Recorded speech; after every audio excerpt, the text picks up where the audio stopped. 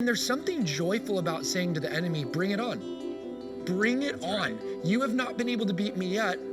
Bring on the next thing. You're not going to be able to beat me now. And then suddenly you become invincible and you're made of Kevlar or Teflon. Yeah. You're dusted with Teflon and you're indomitable. And that's why Paul, this is beautiful, Bobby. He used this superlative, which is a fancy Greek phrase for when he said you are more than conquerors. In Greek, it's literally you are overcomers. It's so important to remember that no matter what is happening around me, God is up to something in my life. Like God's up to something in your life and in your life. And that's an important perspective, isn't it? That it is. That you don't have to allow what's going on around us to affect what's going on inside of us. You're right. And 2020 is in the past. It's in the past. And we've had all this chaos going on around us, but I always say just because bad things are happening around us doesn't mean they need to happen inside us. We can't control what happens to us, but we can control what comes through us. God never does anything to us. He only does things for us.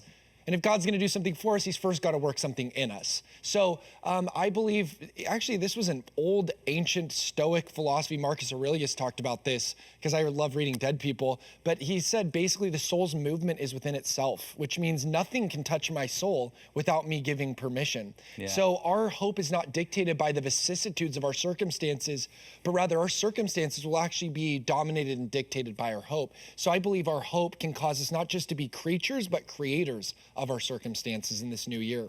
Yeah, and of course, hope it is so important that we're hopeful people. Especially, it's interesting to think of hope as like a ministry.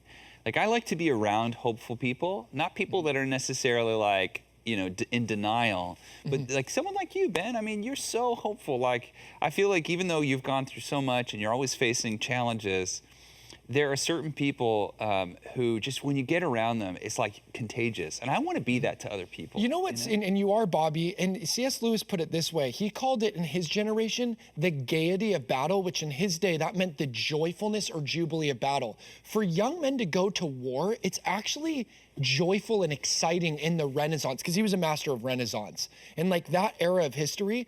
And there's something joyful about saying to the enemy, bring it on.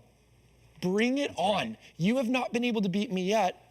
Bring on the next thing. You're not going to be able to beat me now. And then suddenly you become invincible and you're made of Kevlar or Teflon. Yeah. You're dusted with Teflon and you're indomitable. And that's why Paul, this is beautiful, Bobby. He used this superlative, which is a fancy Greek phrase for when he said you are more than conquerors. In Greek, it's literally you are overcomers. That's literally, we don't translate it that way because it doesn't sound right. We should create the word.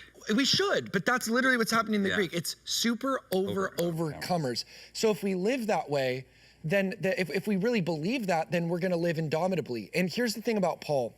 Paul said those who are in Christ, and this is so important for you to know going into 2021, are a new creature. This is a new year.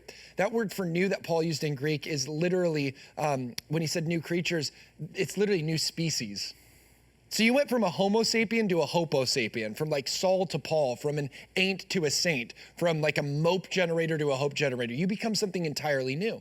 And that gives me hope that the Lord doesn't say he makes all new things. It says he makes all things new. Yeah. He doesn't just scrap the old and start over and say, well, Ben made a mess of things. I'm going to destroy him and create somebody else. No, he can take the same old me and do something new with it. You know, there is something, you talked about the joy of battle or the gaiety of battle, but I often think about like, well, what about like all those soldiers that come back with shell shock and post-traumatic stress? You know, I think a lot of people right now are sitting at home and we've come through this year. It's still winter. There's still difficulties around us. And a lot of people don't want any more battle. A lot of people have been fighting. True. All year, some for years. They're not like getting all excited about the fight coming up. And what do we say? I mean, like as a pastor, there is something important about just letting go or even learning from the past. What do you say to people who just feel like there's so many people that just feel so beat up and scarred and like they finally are just getting a chance to breathe. We're not soldiers from 9 to 5, friends, and I'm a hope dealer. Yeah, okay, so I just right. want to let you know I'm a hope dealer. So I'm about joy and hope and peace. But this is going to be some tough love right now, because this is what helps me. Like, even I said during our last episode a month or two ago, I was talking about how I love like training with my SEAL friend, because it's like I like a drill sergeant. I like somebody who's actually going to yell at me sometimes. Absolutely. It helps me. And I just want to tell you, friends, we did not wake up on a cruise ship. We woke up on a battleship.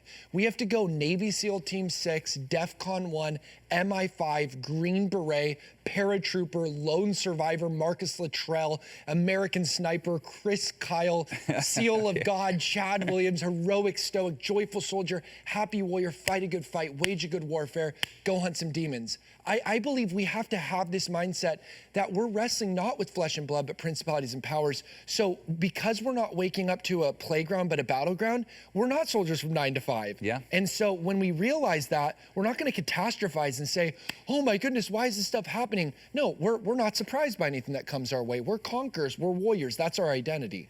Ben Courson here. Thank you so much for watching my new YouTube channel. Make sure to smash that like and subscribe button, share this video with all your friends, and hit that bell so you're notified every time a new video comes out. May the hope be with you.